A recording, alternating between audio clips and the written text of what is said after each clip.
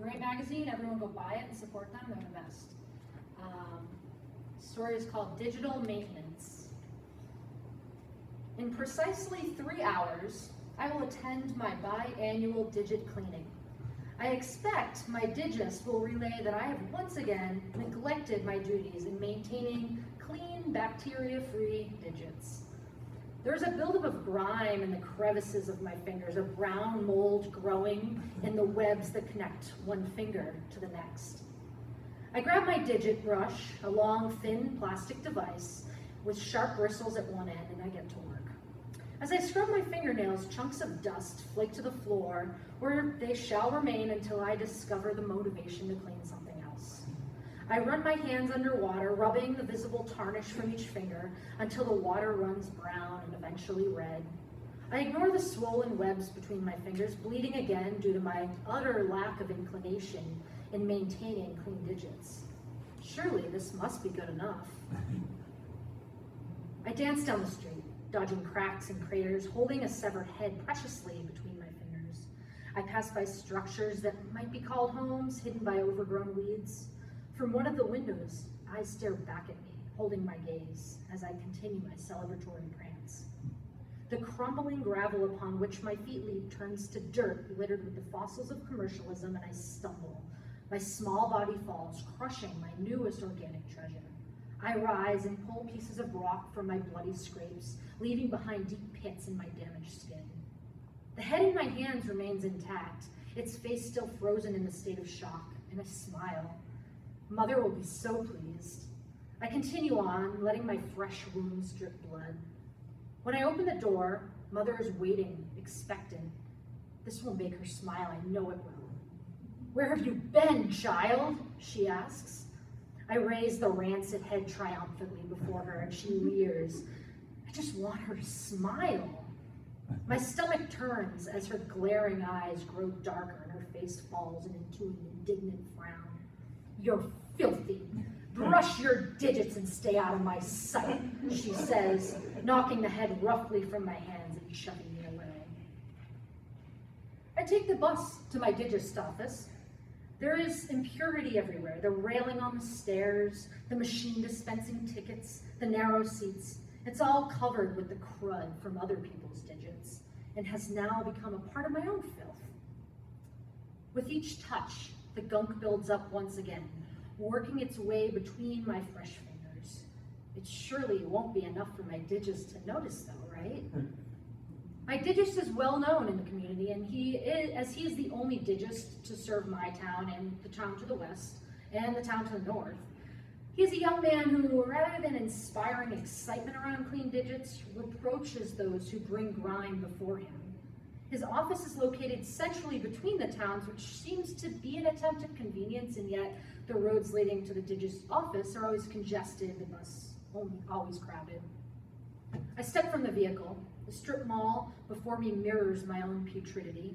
Cracked windows smeared with brown-tinged sludge and unreadable signs that hang precariously from an unmaintained eave. My digist office sits in the middle, a shining white facade projecting an air of purity and cleanliness not seen elsewhere. Mother grips my ripped shirts tightly in her gloved hands and pulls me through the empty parking lot. Before us lies a concrete wasteland containing a single functioning business. "You'll learn your lesson now, kid." I reach up to pry her hand from my sleeve, and she bats me away, cringing. We reach the glass door, and she thrusts me inside. Maybe after this, Mother will smile, just once, just for me.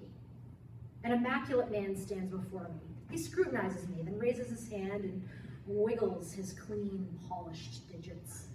A smooth white gown rests upon his shoulders and falls below his knees. He steps aside and invites me into his intimidatingly clean business. "This brat's digits have never been cleaned, and he won't listen to me. Thinks running around outside in the dirt, thinks that's okay," Mother says. The shining man nods, a heinous grin frozen upon his face as he gazes down at my malodorous body. I enter my digist office and I wait, flipping through an outdated magazine, my fingers slipping over each greasy page, accumulating more defilement in the final moments before my biannual digit cleaning will begin. My Digist beckons me beyond the waiting area. He attempts to engage me in idle chat for far too long while I put my jacket onto a hook, and then he leads me to a wide desk. Digit cleaning tools line the table, the sharp edges reflecting the medicinal bright light into my eyes as I lower into the uncomfortable chair. The uncontaminated room is a small cube with bleached walls. My Digist has gone to painstaking lengths to keep it sanitary, so as to give off an orderly appearance that pairs well with the sterile smell of sharp chemicals.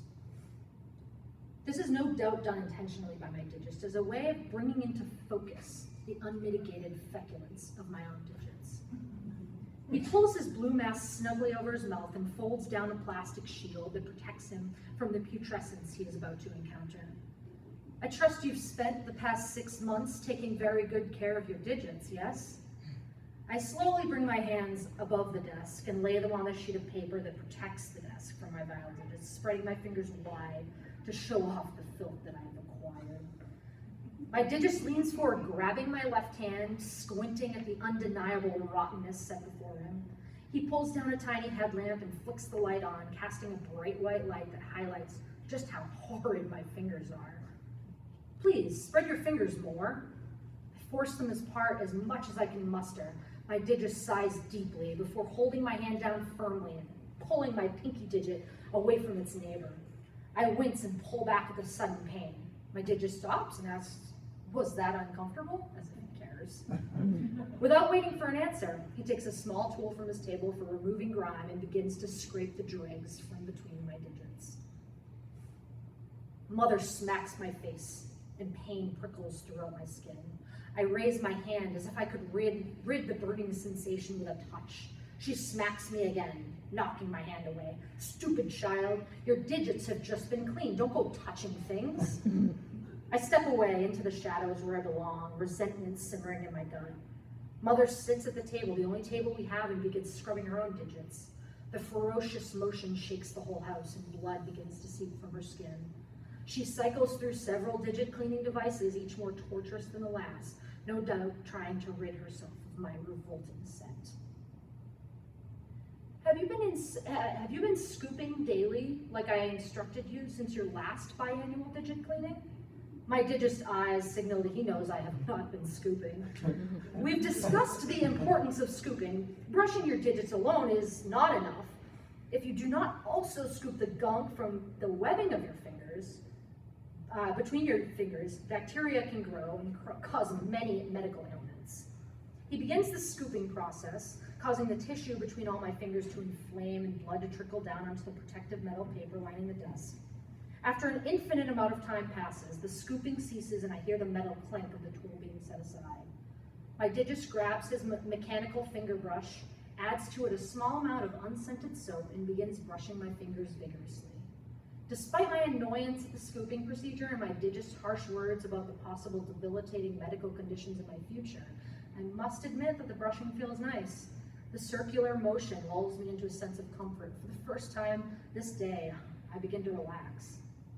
This continues for some time, as my Digist is quite known for being thorough in his technique, known by all the people in this town as well as the towns to the west and the north. At some point, my Digist turns over my hand to begin brushing the other side. I shift in my seat, allowing myself to unwind as the operation continues. My Digist pauses, eyeing me with a furrowed brow, and says, "Please stay as still as possible while I perform the scrubbing maneuvers." The mechanical brushing continues, and my muscles tense as I use all my effort to stay completely motionless, lest I further upset my Digist. Mother sits silently across from me at the table while I scoop refuse from between my digits. The brown flecks drop onto the table, onto my shirt, onto the floor. I scoop and I don't stop. No, I won't ever stop. I scoop until my skin rips. The tearing excites me. My scooping leads to blood, so much blood. It drips, it leaks, it spreads. I smile. The blood mixes with sediment, my sediment. I am proud to see the fragments of scum, my scum, fall from my hands. My bleeding, swollen digits are clean, but not clean enough. I use the brush to scour even more, never satisfied. I stop to glance at Mother. My breath quickens when I see the smile on her face. Her smile is so beautiful. I'm incredibly displeased with the foulness that you've brought here today. It's clear you've not been properly maintaining your digits. My digit's voice drips with disgust, causing me consummate shame at the poor state of my digits. I knew that the nature of my fingers did not meet the superior standards set forth by my digest, but I had hoped that this biannual digit cleaning would be better than the last. The mechanical brushing finally ends and my digest seems concerned, though I can only judge by his eyes due to the carapace of plastic protection gear that shrouds his face. I think that perhaps we should have you come in for digit cleaning appointments quarterly, as the condition of your digits has declined considerably since we last met. Biannual digit cleanings will simply not be enough. Now, let's move on to your lowers. I look down towards my feet, covered in a seedy, dirt-laden pair of shoes that have not been replaced in many years, remembering just now that my feet, too, have digits that must be maintained. My digit's distressed eyes settle on me once again as he taps a finger impatiently. The ulcer of anger that has been growing in my gut since I arrived at my biannual digit cleaning finally pops and festers. My digist has joined Mother at our table, and his stubborn scowl remains. Mother's smile is steadfast, reliable. I limp to the table, my freshly cleaned and bloody lowers bare on the greasy linoleum floor, and I sit between them. Mother's arms are bone white, cleaned of all the grime and contamination she had built up over the years. Her gorgeous face gazes at me, and I am proud. I am proud of how well I cleaned her. Her flabby cheeks, her wrinkled brow. I clean them right off now, so only her smile remains. Once my digest sees how well I can brush and scoop, once he sees that, I know he'll be proud of me. I take my scooper, the reliable scooper I've used all my life, and I hold it tight with my newly immaculate digits. I bring the scoop to the cheek of my digest and I grin.